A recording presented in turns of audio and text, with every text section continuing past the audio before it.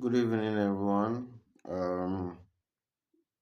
If you have joined, please write your names so that I'll know the person I've joined. Uh, let's try and begin in earnest.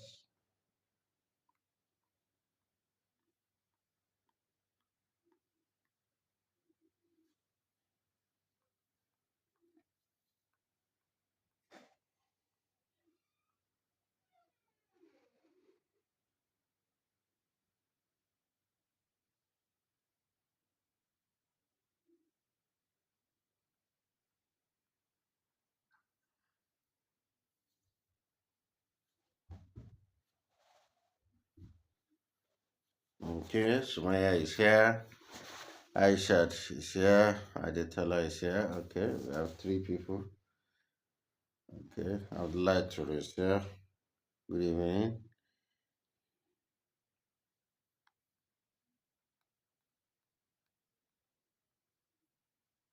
Okay, so we have five people. Where is Esther? Okay, Esther is here. By the time I have 7 to 8 people, will begin. So today we'll try and cover infections and, if possible, do some dermatology based on the topics you have submitted. I think the areas of concern are infectious disease. Okay, Gani is here. Williams is here. Okay. Uh, so I have. Okay. Um,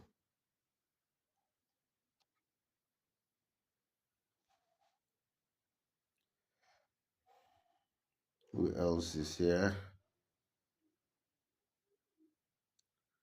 Okay, so we'll continue our discussion based on exam questions, so that, as I said, similar things might likely be asked in the future, so that in case you get the same question, you will not have any you will not have challenge. So we'll begin with infectious disease. I think the number I have here is enough.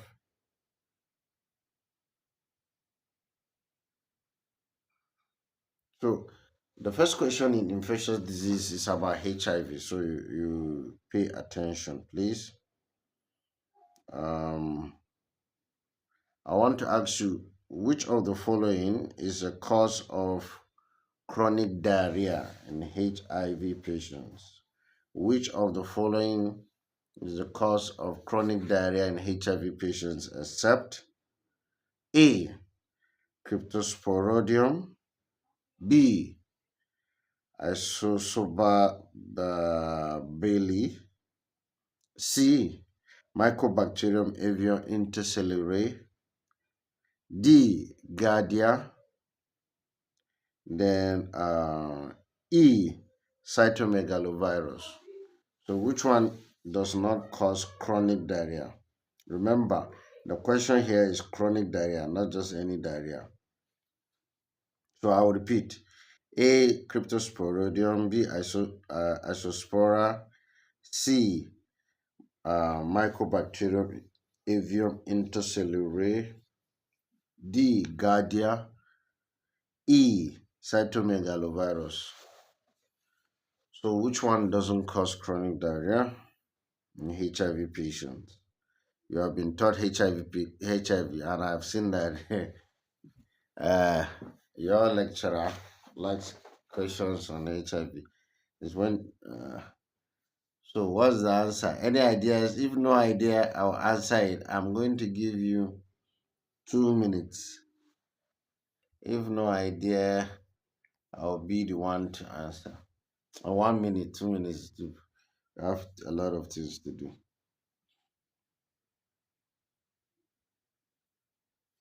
Okay. Any answers?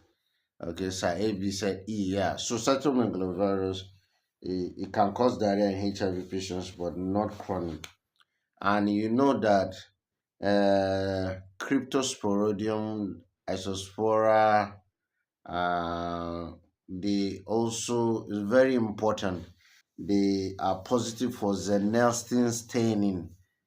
So if you do Xenelstin staining for TB, even the Mycobacterium, of course, it's Mycobacterium will be positive. But Cryptosporidium and Isospora, they are positive for ZN staining. So very important for you to know this additional information. So causes of chronic diarrhea and okay, any does anybody want to seek any clarification or we'll keep going? Does anybody want to seek any clarification or keep going? What is it? Right, proceed, please, so that I will know everybody can hear me clearly. Now I need to see 2 or 3 proceed, and I will continue.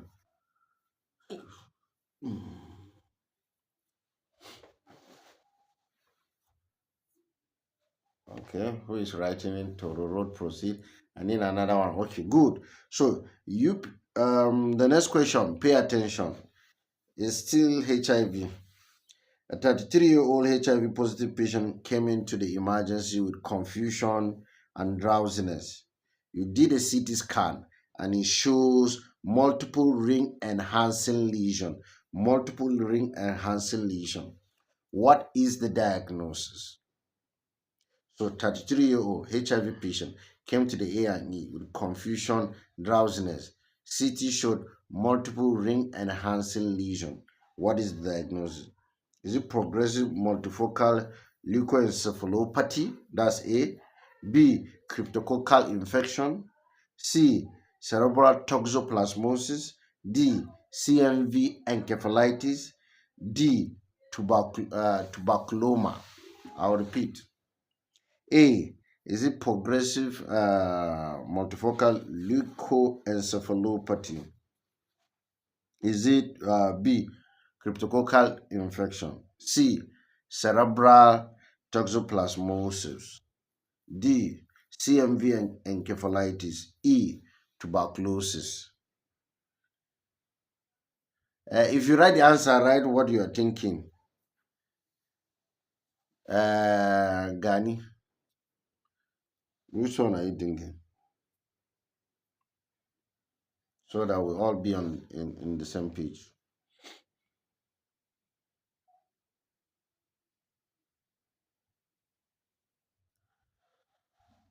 So which one are you thinking about?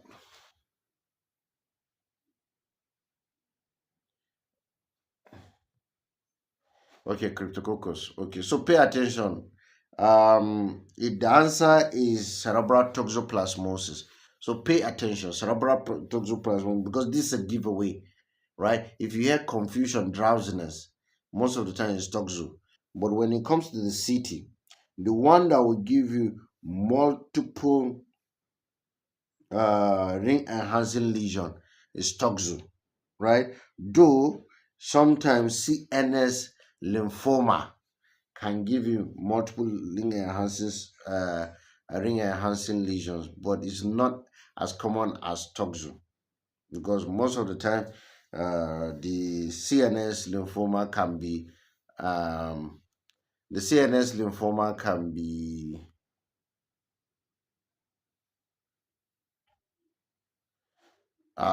be either single or multiple, but toxo, pay attention when you see confusion, drowsiness, and multiple re-enhancing lesion is toxo. Please take note of that. You know, tuberculoma is always a single lesion.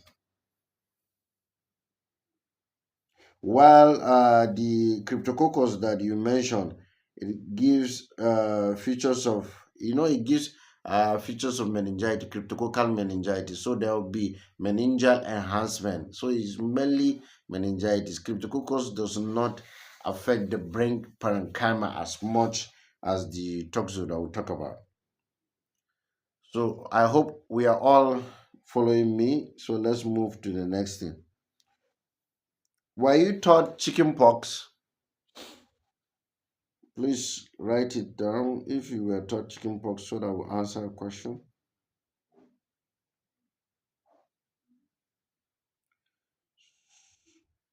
So, were you taught chicken pox? Esther, were you taught Toro? Okay, okay, you were not taught. Okay, it's all right. How about measles? Next is measles. Or let's just okay, just answer the measles. Then I'll just go to the topics that you people listed. Okay. So let me just go to the topics that you people listed. Like STI. Let's answer some STI questions. If you're with me, right, we are with you, sir. Everybody, let me make sure because it's only 5 people that are engaging me in this. If you're with me, say you're with me. We'll talk about STI now. At least you mentioned STI a lot. Let me see who. Adetola, you are here, right? Aishat, hope you are here. Uh, Sumaya, you are here, right? Okay. Okay, very good. Okay, all right. So let's talk about STI. Pay attention, please. Let me give you a 38-year-old present with to the clinic with a painless, pay attention, painless genital ulcer. Presented to the clinic with painless genital ulcer. A diagnosis of granuloma inguinale was made. What is the causative organism for the granuloma inguinale or whatever they call it?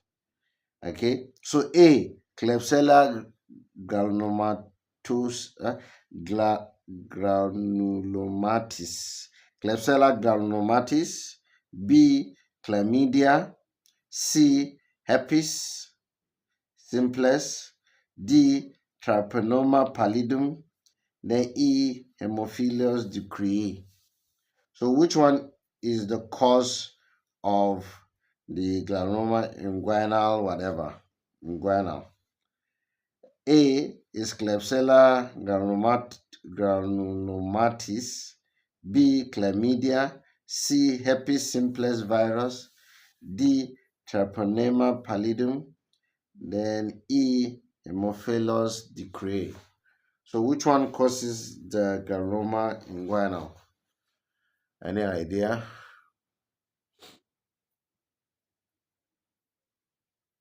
It's one of the STIs, causes of genital ulcers. Okay, Sir AB said chlamydia. Chlamydia. Okay. Chlamydia also. Okay. Okay.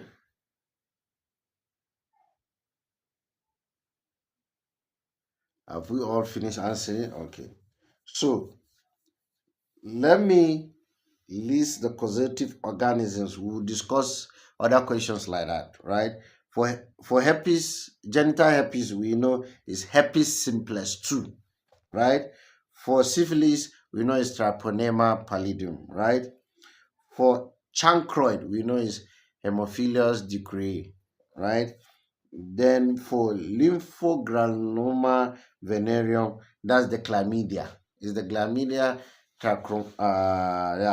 trachomatis that cause lymphogranuloma venereum. So is the answer for this question is Klebsiella granulomatis. Is the one that causes it. Okay, so let me repeat the disease and the causative organism. Genital herpes is a herpes simplex type 2. Uh, what else did I mention? Syphilis, Treponema pallidum, chancroid, Haemophilus decree. Lymphogranuloma venereum is the Chlamydia trachomatis.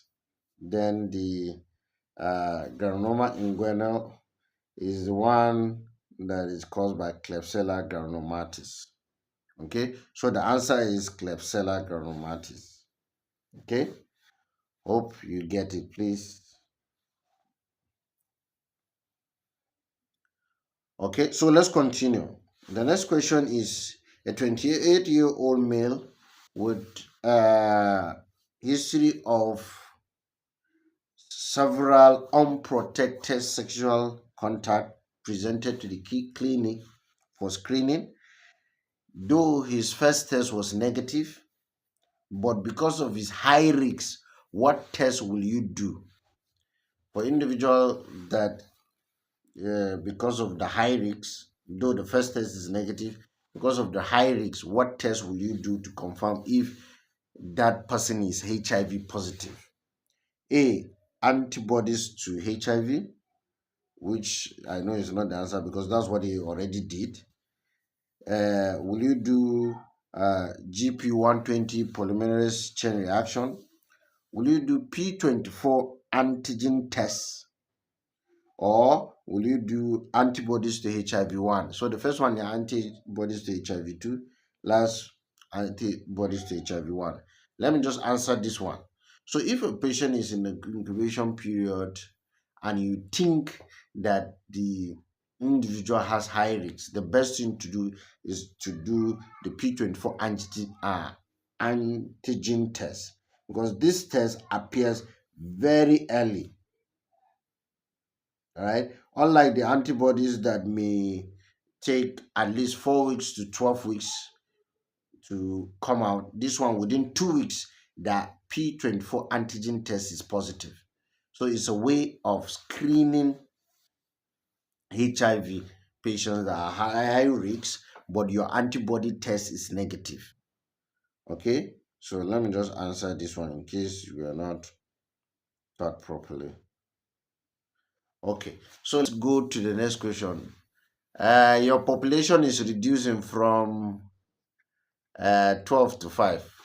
But for those who are here, let's answer the next thing. A 35-year-old, C, is it granuloma inguinal? D, is it chancroid? And E, is it lymphogranuloma venereum?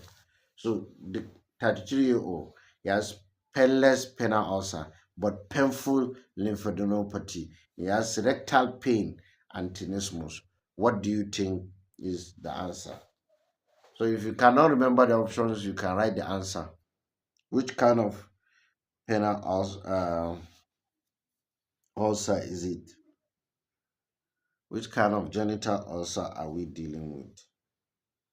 Painless ulcer and penile ulcer, painful lymphadenopathy, rectal pain, and tenesmus. Any idea? If no idea, write no idea so that I can answer. If you have idea, please answer it so that we'll move forward.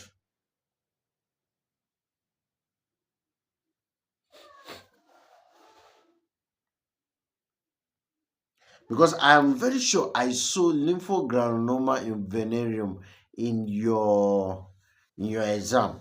I saw something like that. I can't remember which question they asked that.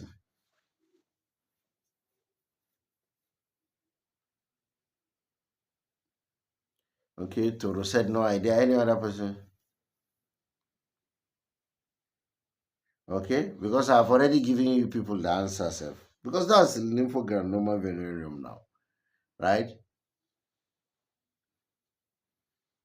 So lymphogranuloma venereum, that's the classical one. Painless genital ulcer, then painful lymphadenopathy, rectal pain, and tenesmus.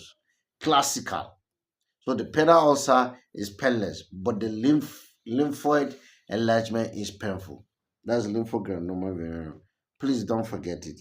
And we said that is caused by uh, what is it called, sir? Chlamydia trachomatis, right? And remember, since they asked you in your short case, let me mention some things, right? So it's caused by chlamydia trachomatis. It has different stages. The first stage is small pellets pustule. Later, the pustule will rupture to give you an ulcer. Then the second stage is the painful lymphadenopathy. Then the last stage is the rectal pain or inflammation of the rectum. So it gives rectal pain and tenesmus. So three stages. First stage is the development of a pustule which will rupture to give you an ulcer. Second stage is painful inguinal lymphadenopathy. Third stage is inflammation of the rectum, which will give you the tenesmus and rectal pain. Hope you are with me so far. If you are with me, please write it. Right, that we are with you, sir. But I will continue. Or if you have any question, you ask, please. We are doing infectious disease, and we'll stick to the things that you people submitted.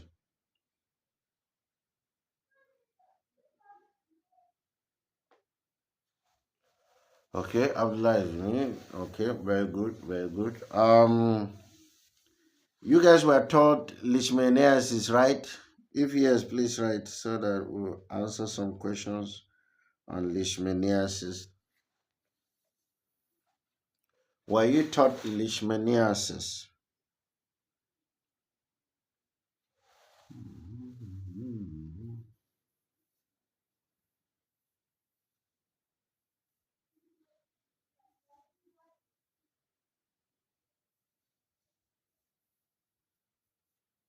Okay, very good. Okay, so you were taught. So I'm going to this one. I will not ask you in the form of MCQ. I'm going to ask you some things, then you answer. Right? Okay. So cutaneous leishmaniasis is caused by what? Right. Write your answer. Let me see the fastest hand. Cutaneous leishmaniasis is caused by what?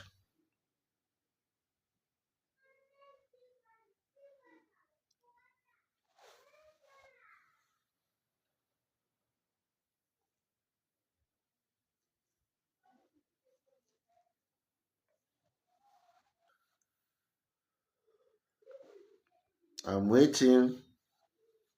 Ah,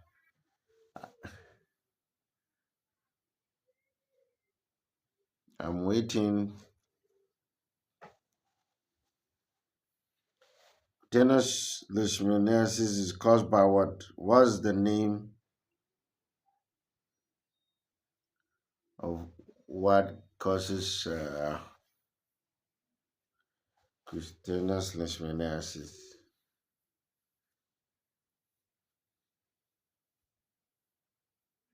If you are in this class, you try and make sure you are not picking calls, right? Just block incoming calls. That's the only way you can participate in this class fully. Try and block incoming calls so that we can make progress. Your exam is fast coming. So, okay, Leishmania tropica, right? Okay, exactly. So, and remember that the lesion that cutaneous leishmaniasis causes is crusted lesion at the site of the bite. And don't forget that the vector for leishmaniasis is sandfly, all right? Okay, very good. Okay, what causes mucocutaneous leishmaniasis? Mucocutaneous. Write it down. Let me see the fastest hand.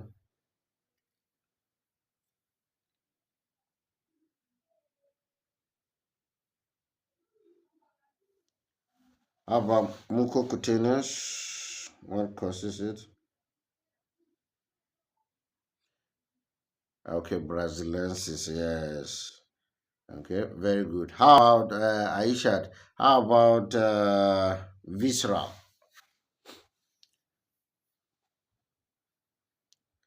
How about visceral leishmaniasis? Because the basic thing you must know is the causes. So Aishat is right actually. The mucocutaneous is the Braziliensis. So I'm asking of the visceral. Yeah, the visceral is the Novani, yes. So please pay attention. The mucocutaneous, you know that it causes lesion uh, involving the nose, the pharynx, you understand? The mucosa generally of the nose, the pharynx, and the other ones. While the visceral is typically caused hepatosplenomegaly. Don't forget hepatosplenomegaly. And it also causes the Kala-Azar. What is Kala-Azar? What does it mean? That Kala-Azar. You know, visceral leishmaniasis sometimes is called Kala-Azar. What does Kala-Azar mean? Kala-Azar means gray skin, right? Is the nature of the skin that causes the skin to look grayish, right? That's just the meaning. If you type it on Google, you will see it. Okay. So, any questions so far? Or you write proceed so that we'll be moving at the speed of light. Any questions so far? So we have done some part of HIV. We have done genital ulcer. Please don't fail any genital ulcer. We have done leishmaniasis now. Any questions so far? Or please write proceed. I need to proceed. Okay. Abraham wrote proceed. Okay, very good. Toro also wrote proceed. Were you taught schistosomiasis? Were you taught schistosomiasis?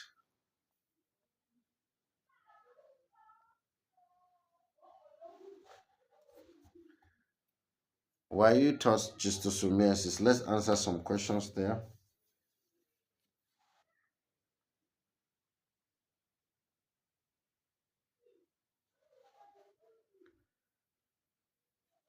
If you were taught, if not, we'll proceed. I'll be surprised if you were not taught schistosomiasis. Well, it's possible anyway. Okay, so Sumaya say yes, sir. All right.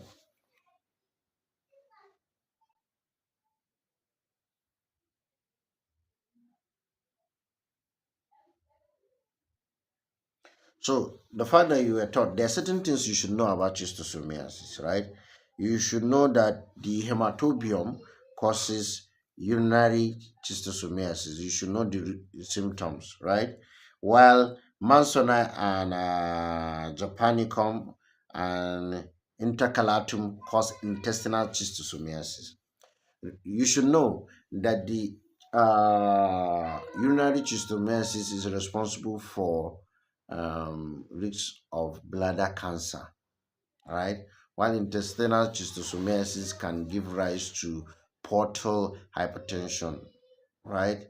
Which will give you risk for developing ascites and other problems. And also intestinal schistosomiasis can affect other organs, even the liver, but mainly it affects their portal system. Okay, so and also the hematobium can cause calcification around the bladder area. So please know, and you know that the hematobium is the one that has the terminal tail if you do microscopy. But I think this one is it more of microbiology or infectious? I don't know. But the treatment of hematobium is a single dose of praziquantel. When you give praziquantel, that will suffice. Okay, so I'm just giving you a summary of that, and I know most of the questions they asked you on schistosomiasis, you people were able to answer. So we'll not dwell on it because you didn't mention it as area that you had difficulty. Okay, so Can you mention two drugs that can cause uh, diarrhea from Clostridium difficile? Clostridium difficile. What are the drugs that have been linked to causing diarrhea from that is pseudomembranous colitis? What are the drugs that have been linked? I know pseudomembranous colitis is caused by Clostridium difficile. So, what are the drugs that have been implicated? Any two drugs? This one you're supposed to know. That's why I'm mentioning it. I didn't ask you whether you were taught. It's part of the teaching on diarrhea. So, what drugs do you think can cause pseudomembranous colitis? Uh, any idea? If no idea, let me say so that I will proceed. But I will not dwell on one thing.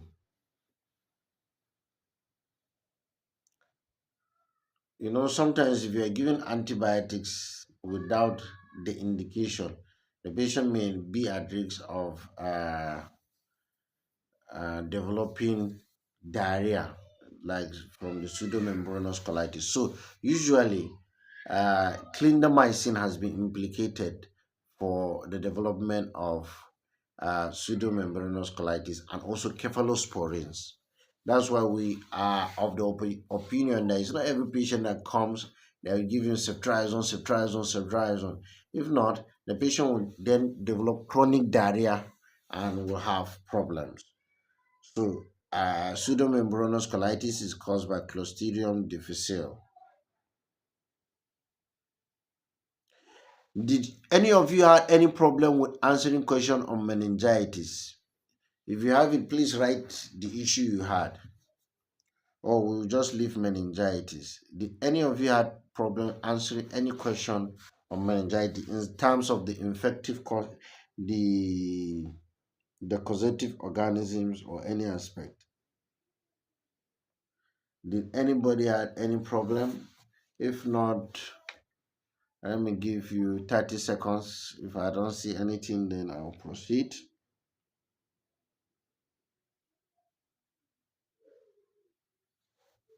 Okay. Okay, Saibi said no issue with meningitis. Okay, so is he the only one that didn't have issue with meningitis?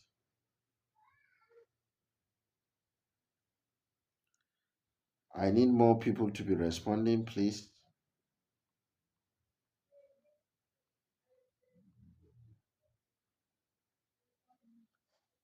Okay, very good. So no issue.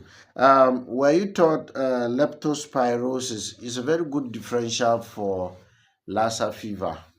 Were you taught leptospirosis because it's even caused by contact with rats? Were you taught leptospirosis? If not, I will just jump in.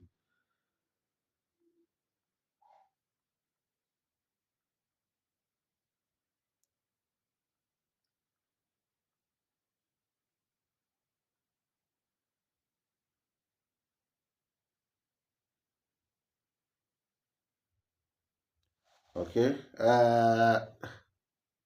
Okay. So Sumaya said we were not taught. How about trypanosomiasis? The African trypanosomiasis, sleeping sickness. Were you taught? Okay, noted. How about sleeping sickness? Were you taught? Sumaya.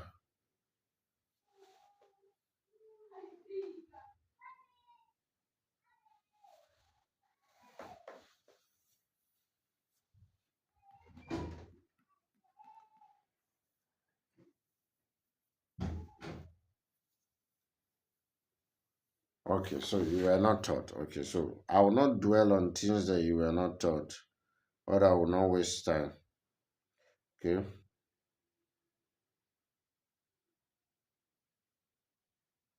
So another important thing that even if you are not taught can be asked is genital wax.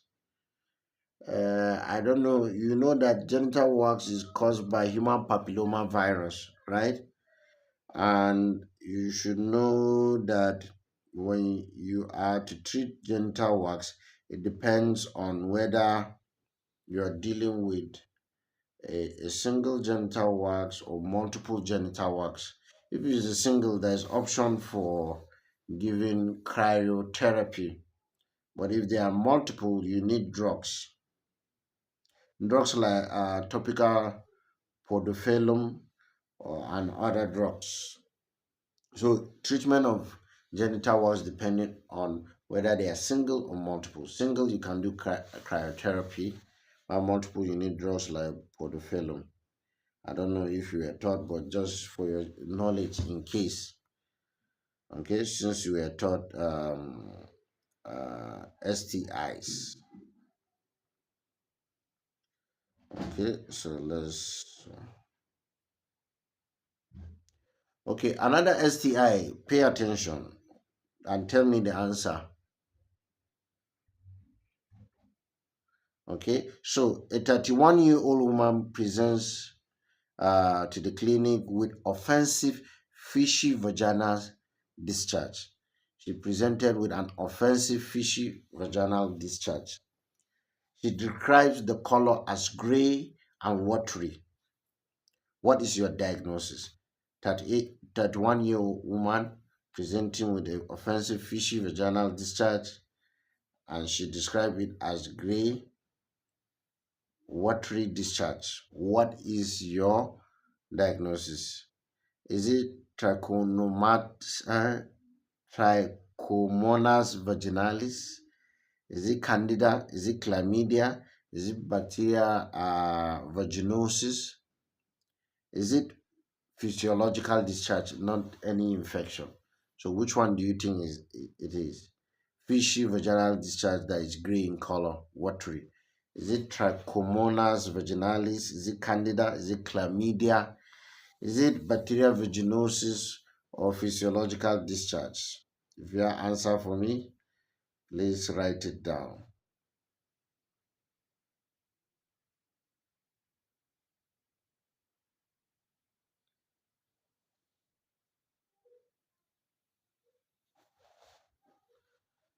Is it bacterial vaginosis? Is it chlamydia? Is it physiological discharge? Is it candida? Is it trichomonas vaginalis?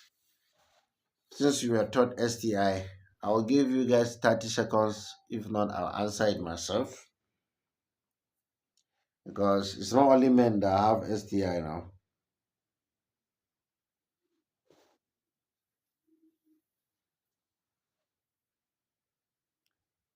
Any answer? Saebi, Sumaya, Adetola, any idea? Okay, Esther say is Trichomonas vaginalis, Trichomonas. Okay, so Isa Yusuf is right, is bacterial vaginosis. If you see anything that has fishy smell, fishy vaginal smell, that is grayish in color, is bacterial vaginosis. Okay, so please. All right, so let's go on. This there is a one of the candidates that I saw. Is it during exam during the mock? A patient has HIV and he came with. Yes, the other ones can cause fishy vaginal smell. I agree with you, Esther.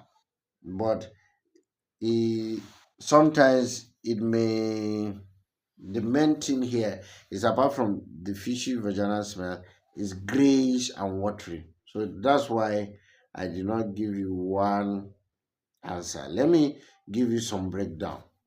Okay, so like candida, we know is like cottage cheese discharge, the way it's coming out, right? And there's itching in candida, right, Esther?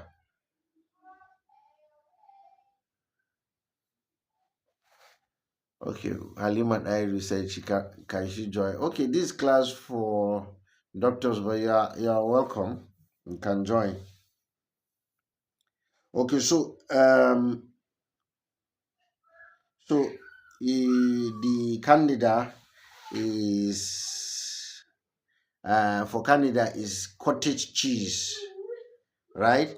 So then for the Trichomonas vaginalis, it is yellowish, offensive yellowish discharge, offensive yellowish, and is frothy. So for the Trichomonas vaginalis, is offensive yellowish, but for the bacterial vaginosis is offensive gray, fishy.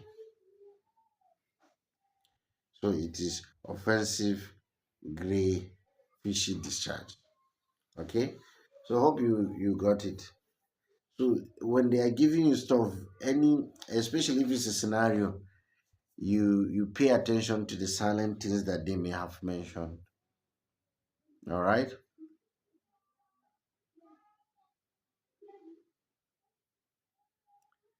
Okay, so for I want to ask you guys something. So I was saying that someone got a HIV patient with symptoms of pneumonia, uh, deteriorating difficulty in breathing. He thought of pneumocystic jirovecii, and he didn't say that the patient have AIDS. If you have this kind of symptoms, pneumocystic jirovecii pneumonia, it's likely to be AIDS, isn't it? And pneumocystic jirovecii, the cough is usually dry, there is fever, there is chest pain, right? And the treatment is cotrimazole, that's Septrin, right? Usually they give them Septrin, uh, 960 milligram daily, but in pneumocystic jirovecii infection, they can even give it up to BD. So I don't know if they asked you pneumocystic jirovecii during your exam. Were you asked? And what did they ask? I just thought it's important for me to mention. Did they ask you pneumocystic jirovecii infection?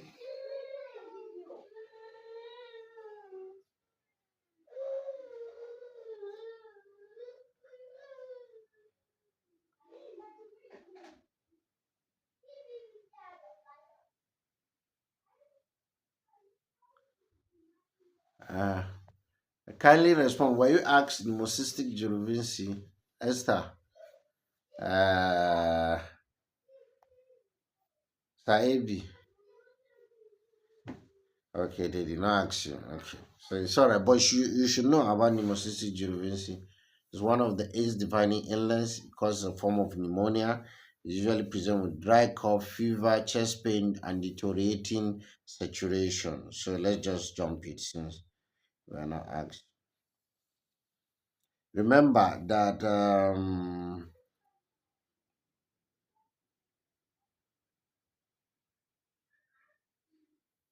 Remember. So what is the presentation of gonorrhea in male? I want you to write the two typical symptoms of gonorrhea in male. Typical symptom of gonorrhea in male, because definitely they will ask you. While I'm waiting for that, you should know that gonorrhea is caused by Neisseria gonorrhoeae, right?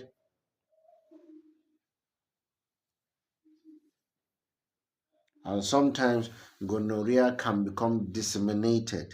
It can involve, it can cause arthritis, reactive arthritis, it can cause dermatitis, giving you maculopapular lesions.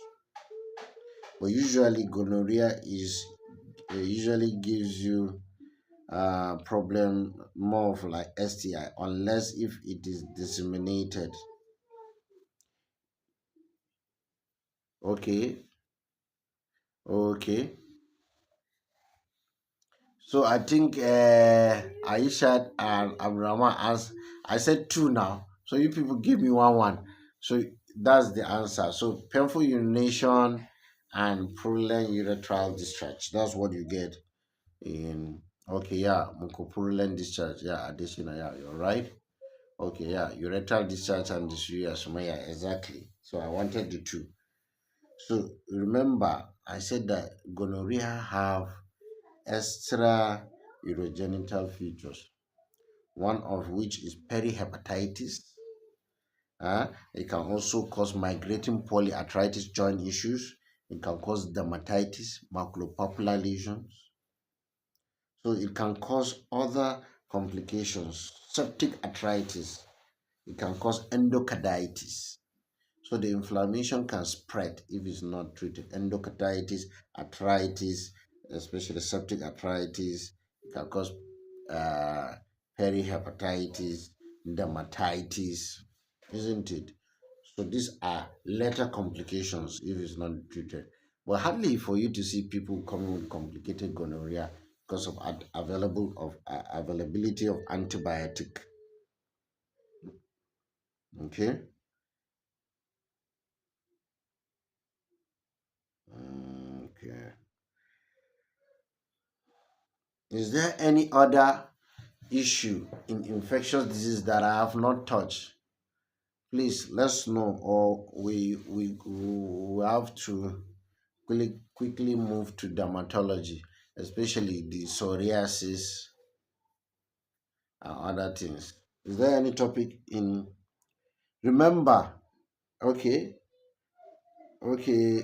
Anyway, there is another one that I have here: syphilis. We say syphilis is caused by uh, Treponema pallidum. So who would tell me, syphilis have uh, different stages, primary, secondary, tertiary. Please don't forget, tertiary is when it will involve the CNS. So what are the primary features? Okay, you were taught tetanus. Okay, so we'll get question on tetanus and answer. So what are the primary features of syphilis? Any ideas? Write it down.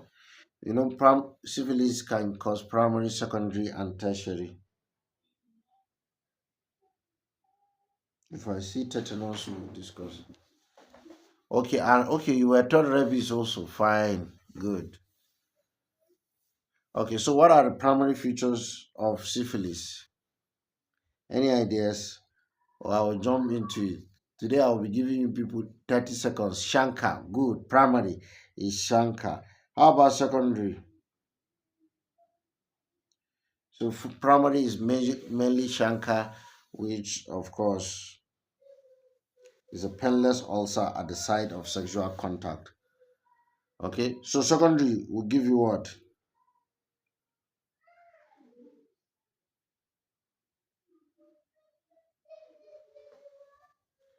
Secondary, let me jump into it. Okay, secondary is skin lesions, right? So the skin lesions are involving the palms and the sole of the foot, right? And they have lymphadenopathy in secondary, and they have condylomata lata, condylomata lata, right?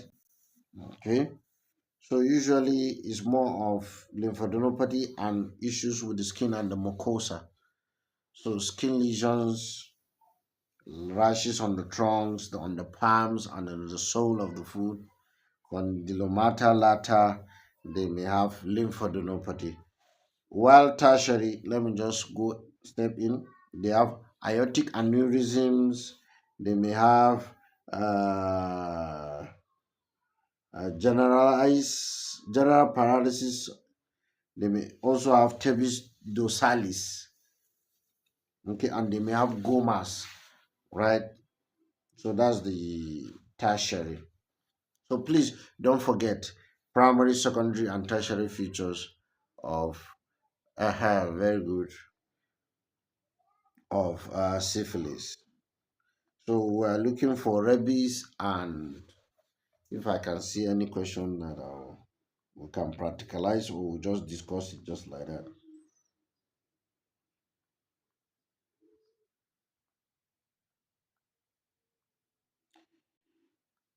Okay, tetanus. I think I passed one tetanus before.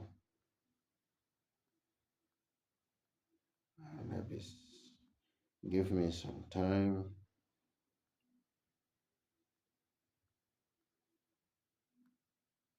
Diarrhea is gastro, so we'll not dwell on diarrhea. And we have done a lot of gastro.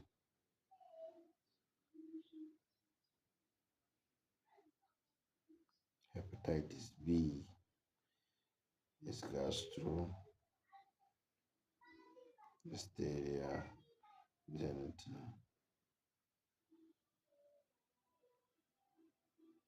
And don't forget about Kaposi sarcoma, one of the AIDS defining illness, Kaposi sarcoma, which is caused by herpes simplex type 8, herpes, human herpes virus 8, human herpes virus 8, Kaposi sarcoma, AIDS defining illness, human herpes virus 8. I'm looking. Okay, so we have some questions on rabies.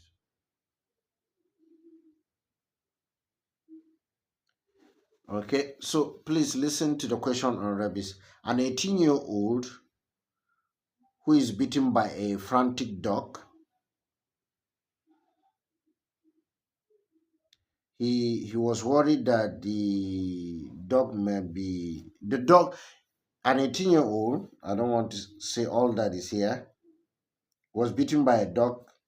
The 18-year-old was not immunized uh, for rabies.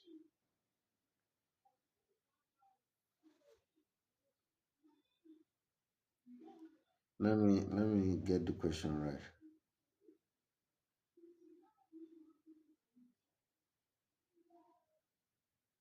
Okay, this one is scenario more of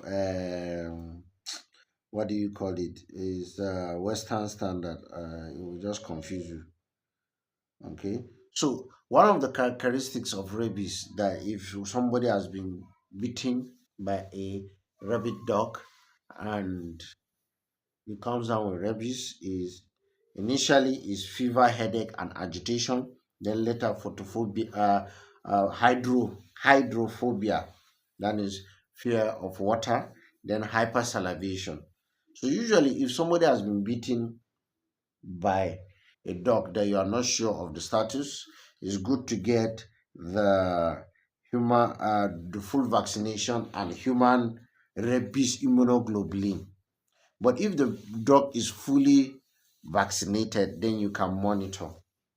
But if the dog is not vaccinated, then the best thing is to give human rabies immunoglobulin. The human rabies immunoglobulin will take care of uh, the rabies virus and toxins that are already in your system, while the full course vaccination is to give you future protection. So,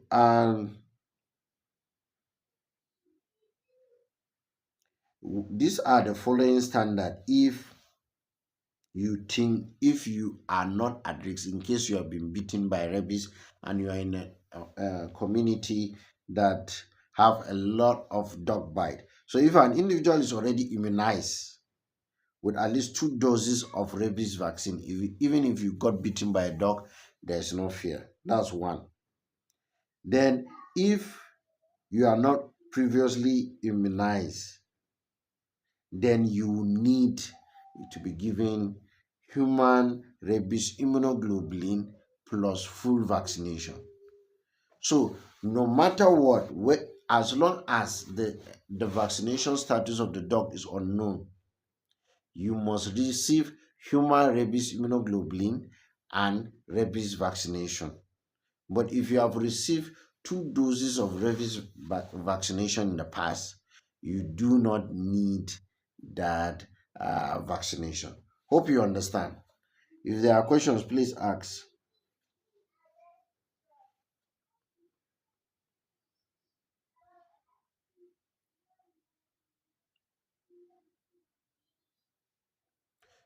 I don't know the scenario that they asked you during your exam. Please, if any of you can remember the scenario so that we can answer.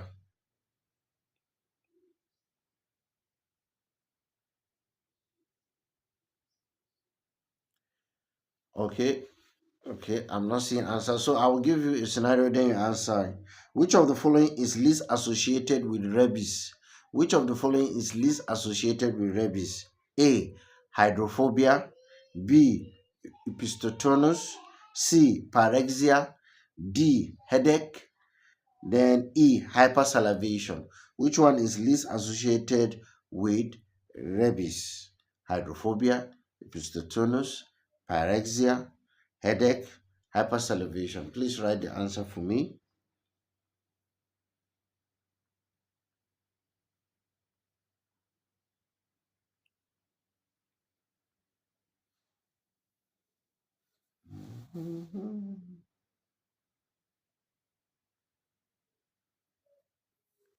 So which one is least?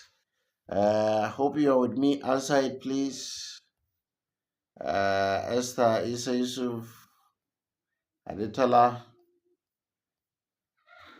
Which one is least associated with rabies? That's one it is.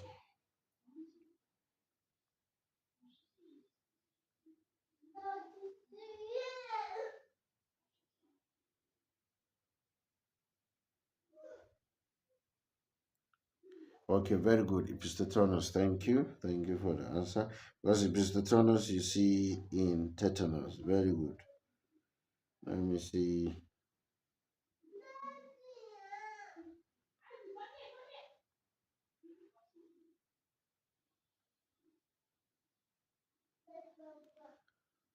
So epistotonus is the answer.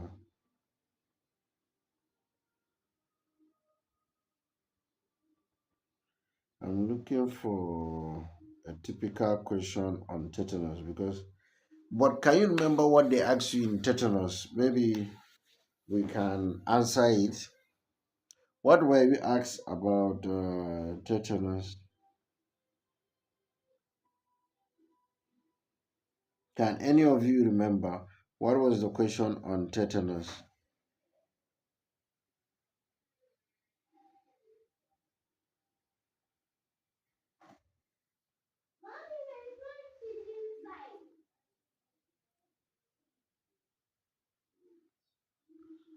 What was the question on tetanus? Anybody? Abdullah Toro, what was the question on tetanus? Additional, can you remember? Sumaya, what was the question on tetanus? Okay, about immunity. What did they ask about the immunity? You know that if you have had tetanus in the past, that does not confer immunity, right?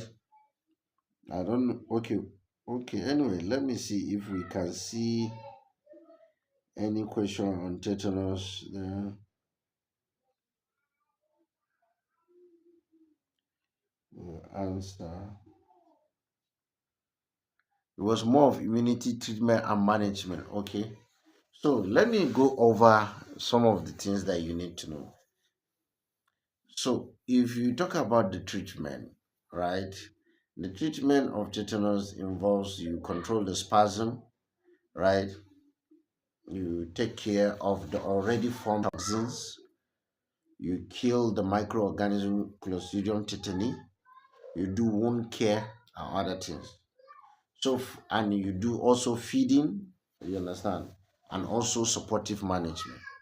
So, for taking care of the Clostridium tetani, we use metronidazole because the penicillins have been found to increase the risk of spasm. So, it's metronidazole that is the standard. You control the spasm by giving diazepam. For adults, the treatment is you give infusion diazepam. So you can start with 20 millimoles of diazepam in 1 liter, depending on the severity of the spasm. Or you can give, uh, let's say 10 milligram of diazepam in 1 liter, depending on the severity. Then you titrate while you're checking the spasm chart to know whether you will you increase the dose of the diazepam. So diazepam is used to control the spasm. Unlike in pediatrics that they use staggered dosing diazepam, they use chlorpromazine and other things. We don't do that in adults, right? Then you take care of the already formed toxins by giving human tetanus immunoglobulin. But here we don't see it often. We usually give ATS. But where it's available, that's anti-tetanus serum. But where it's available, you give human tetanus immunoglobulin. That will mop up the already formed toxins, isn't it? So basically, then the supportive management, you talk about feeding, you understand, you talk about checking the kidney function to make sure that there is not myoglobinuria that can cause AKI, you understand, and other supportive management. Then you talk about wound care, make sure that the wound is clean, right? So that if the wound is dirty, the process of the anaerobic organism, Clostridium tetani, will have a field day to produce more toxins. So basically, that's the one thing about the management. So the immunity, um, you get is only achieved through vaccination. I think I have something that we can discuss here. Let me just quickly check it. So from what I have discussed, what did they ask you about the treatment? From all these things I have said, maybe it can ring small bell. See, one thing you are going to do is I know you felt bad that you have to write this exam again, but what you do to help the future doctors that are coming is doing recall. If the questions are 100, you can divide it among yourself. Okay, you try and remember from 1 to 10 what they ask. It may not be word for word. Then you remember 11 to 20. Divide it like that. That's how. Because the truth is that there's nowhere that the examiners will be asking fresh questions every time. So you can set the standard that after exam you do recall. Don't even care about whatever. Do recall. It helps. Okay. So I have a question here on tetanus. Pay attention. And it's all on treatment. They say following the diagnosis of tetanus, so you have diagnosed the tetanus. And remember, the one of the earliest symptoms of tetanus is trismus, inability to open the mouth. Then you talk about the sardonicus uh, smile, the devil smile, or whatever they call it, the episiotomus, and also the generalized spasm. So this one is after you have confirmed the diagnosis of tetanus, what is the most appropriate treatment to give after you have given the human tetanus immunoglobulin? Are you going to give clarithromycin? Are you going to give benzyl penicillin? Are you going to give gentamicin? Are you going to give metronidazole? Or you are going to give ciprofloxacin? Which one is the answer? I've said it in our initial talk. Rhesus sardonicus. Okay. Yeah. So which one are you going to give? Treatment of tetanus in terms of antibiotic to take care of the Clostridium tetani.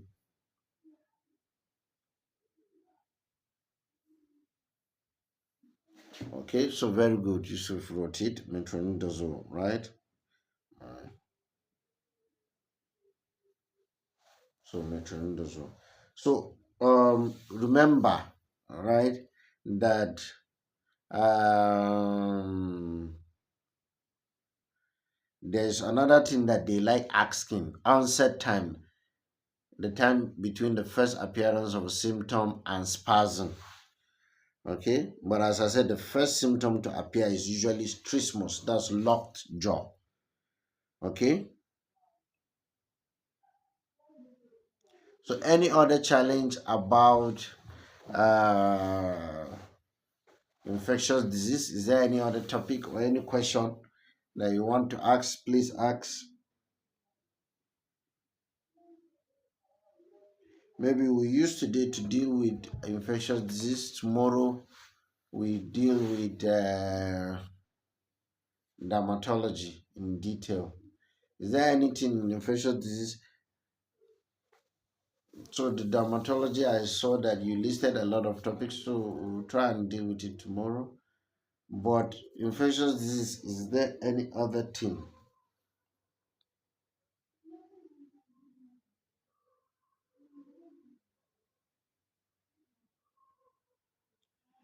Is there any other thing in infectious disease?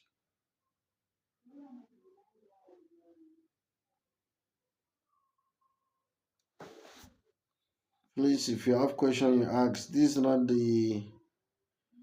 never the time to hide any question. If you have question, please ask.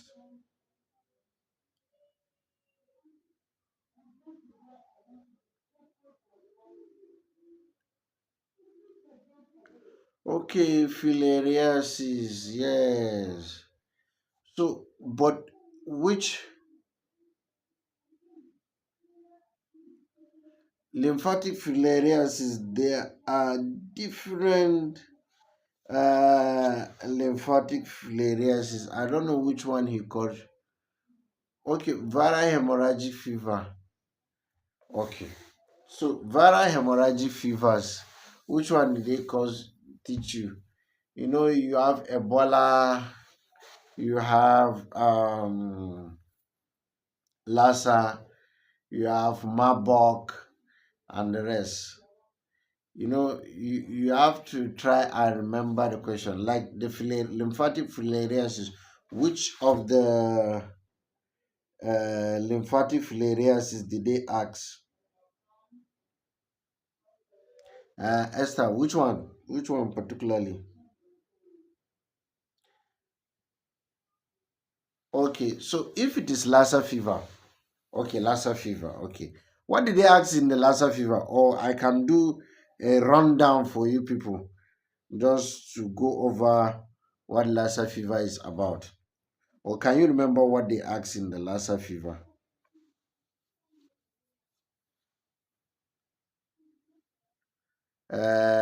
Toro, can you remember what they asked in the Lassa fever?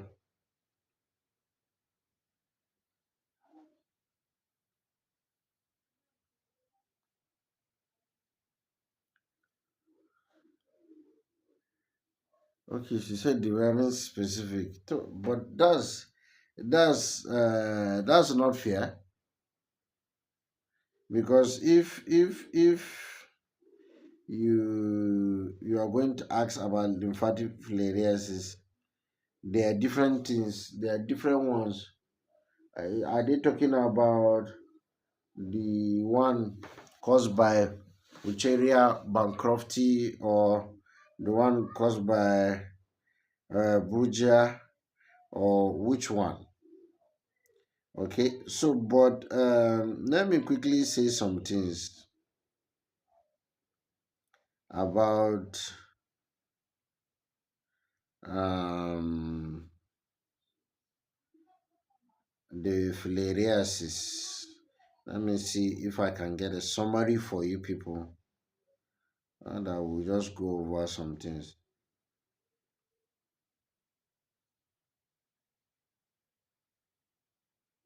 But in your note,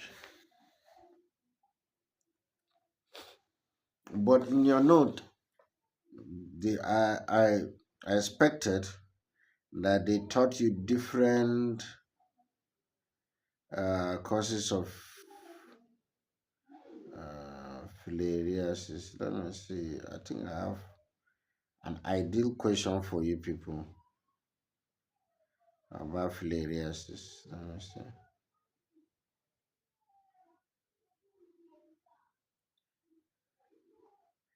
I didn't bring anywhere. Because sometimes, um, like Loa Loa, there are periods in which you can see it walking walking around the conjunctiva and other things. So I'm coming then. Let me check. I thought I have something like this.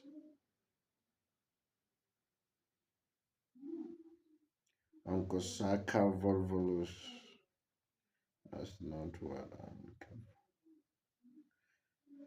Okay, let me see. I thought I have something like that, but if I trace it, I will answer your question.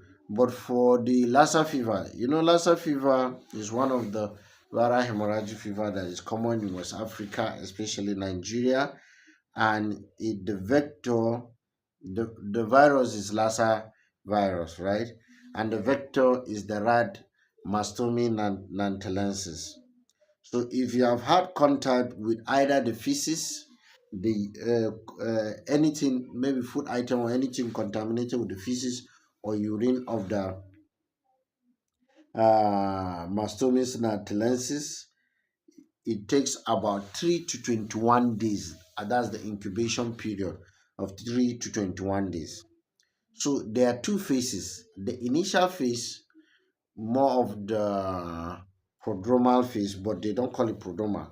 The initial phase, the individual develops fever, right? Fever that is unresponsive to the treatment of the common causes of fever in that environment. So, like, let's say somebody comes with high grade fever, you have treated for malaria, you have treated for other infections, you're giving antibiotics, not resolving, you can suspect Lassa, especially if there is contact with rats, right?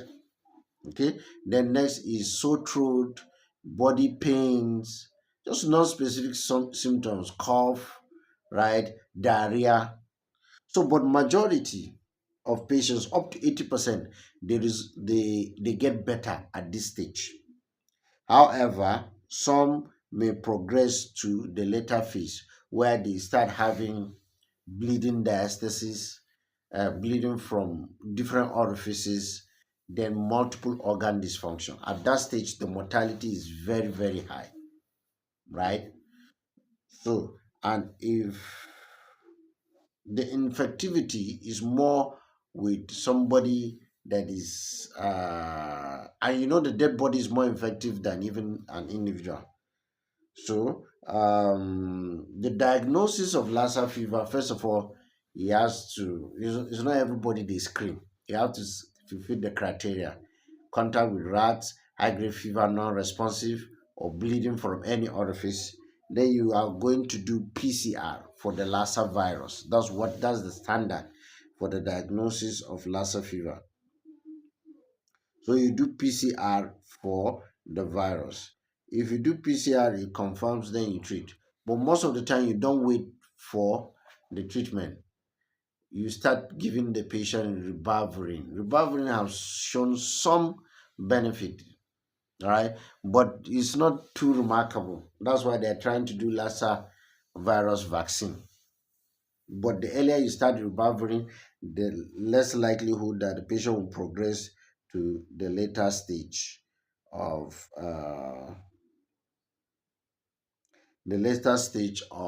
Lassa fever.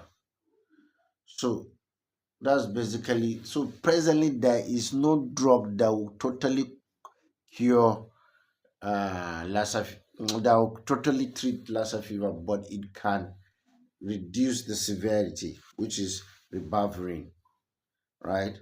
So basically, that's the rundown for Lassa fever. I don't know what they asked you. Sir Abi, can you remember what did they ask you?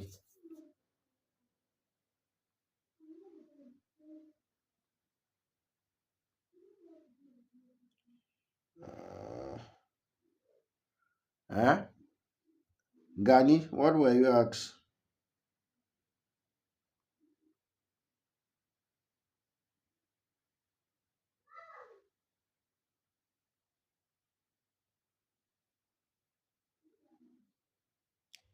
I didn't see this thing that I had.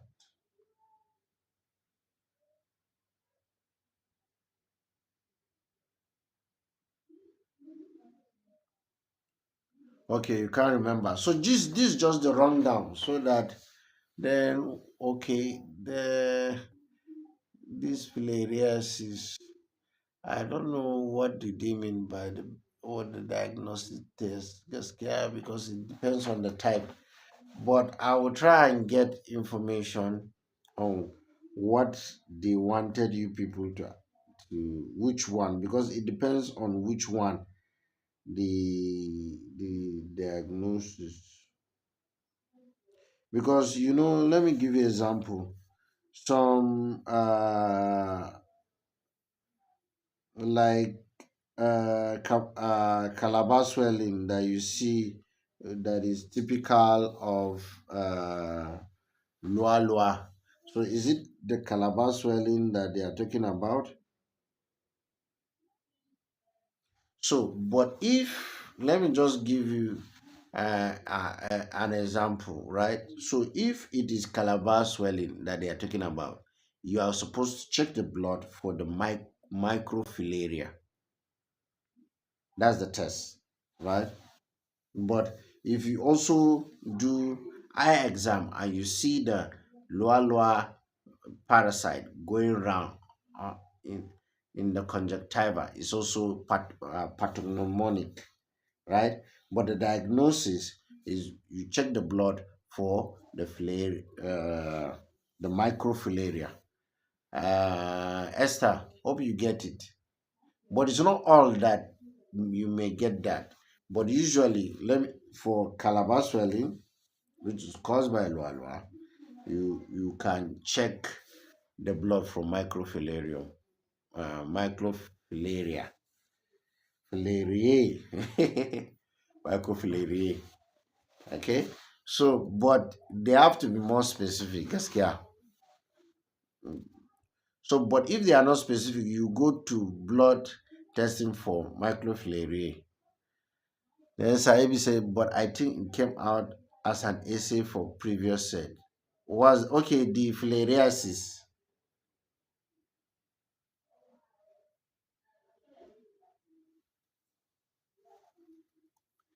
Okay, okay, for the Lassa. Okay. It's okay. At least I've done a rundown for you. If you can remember this rundown, you can write it in a short note, isn't it? So, any other question in infectious disease? So, Esther, you just, if you see this kind of question, the best thing to go for is blood for microfilariae. So, Yusuf, what do you mean by the Lassa fever? You have not asked any question. I just did a rundown on Lassa fever now. If you have question, you have to be specific what you want.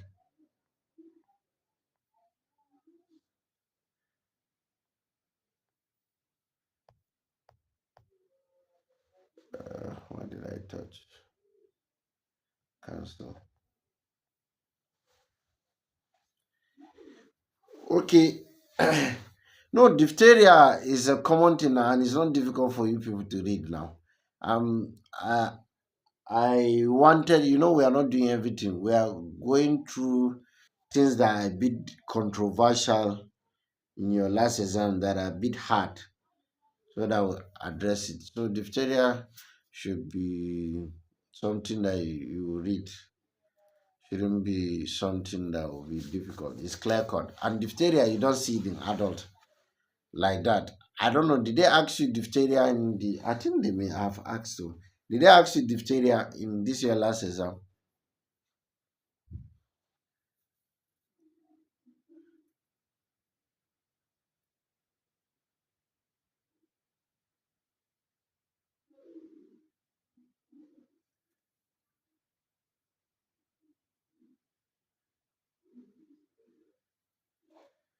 Okay. You okay. Okay, Yusuf, I got you. Which of the following is contraindication for metformin, DFR less than VGS and learner end stage disease and CLD? Okay. Okay, I will try and trace that question. But metformin, any GFR that is less than 30 is any GFR that is less than 30 is contraindicated in giving metformin Sumaya. And if the patient has just CLD, no. But if it's severe CLD, it's contraindicated. Or if the patient have intractable diarrhea. Okay, but I'll try and check the question since I'm the one that said it. And tomorrow I will make. But for the contra,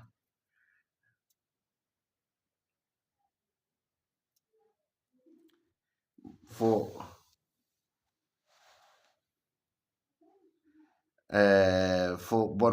for the benefit of everybody, listen very carefully. You don't give metformin if the GFR is less than 30, or if the person has severe chronic liver disease, if the individual has intractable diarrhea. Is all anytime it is he has me about send a message to me about psoriasis, skin manifestation of chronic medical disease and other things.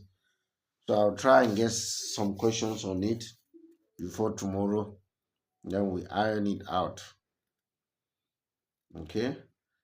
Uh, so if there is no uh, question, that means we have done and dusted with infectious disease. If there are no questions, please write done and dusted so that I will know remain dermatology. I know after tomorrow, next week, I don't know if we can meet because it's almost festivities that time. And upper week is your exam.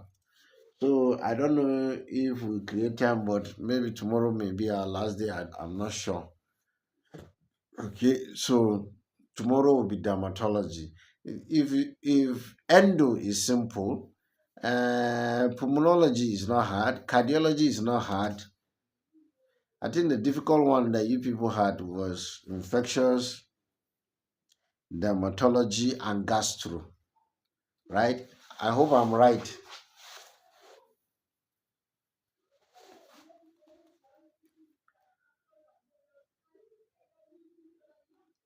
Or is there any other specialty apart from these three that I've mentioned? Infectious, dermatology, and gastro that you people had a lot of issues.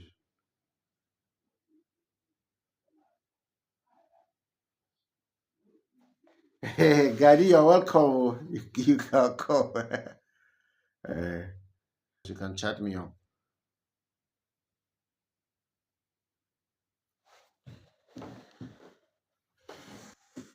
Is there any other specialty? Please write the specialty that you have challenge, and it's something that it's not something that you were taught. Because if it's something that you were taught, it's just for you to go and read again. But if it's something that is confusing, that's where I come in, right? To discuss with you, and if I have time to discuss with the person that asked you those questions, why you were asked questions that you were not taught. So any other specialty, I'm waiting, or you write no. If no other, then we are finishing tomorrow.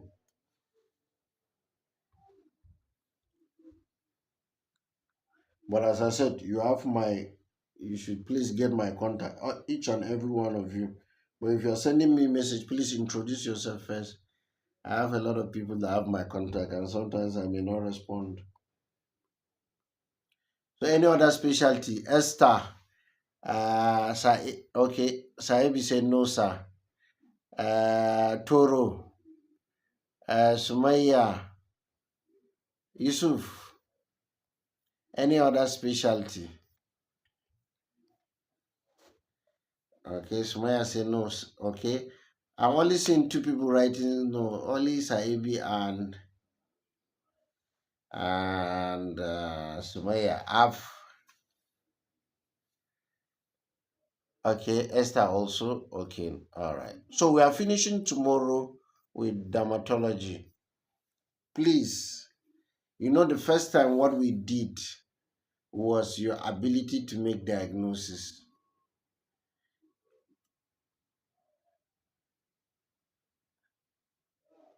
Please, you must have that ability to make diagnosis in clinicals. You can take a very good history. If you don't know how to make diagnosis, it's still useless. Hmm? So if we have making diagnosis, I'll create a scenario. You make diagnosis. I'll give you the diagnosis. You tell me the kind of presentation. Hmm? Because there is clinical failure, and I'm aware. Some of you are aware. Six of you here passed the written but had clinical failure. So it's important that you know how to make diagnosis. Okay, so thank you all for coming around. Uh, Abdurrahman Shaibu, thank you for coming around. Abdullah Toro, Aishat, Haruna, Sumaya, Saebi, Esther. Today I did not see Wilfred. I have not seen him today. Adetala, thank you for being around. Okay, so we are going to see tomorrow. We'll conclude on dermatology. If we have time, then we'll discuss how to make diagnosis. It is it is painful for someone to pass theory and fail clinical. So if we have time, we'll do that. How to make diagnosis before your clinicals. Okay, so please take care of yourself. Be encouraged. Very soon, you also will be confirmed doctors. Have a good night rest. Bye bye.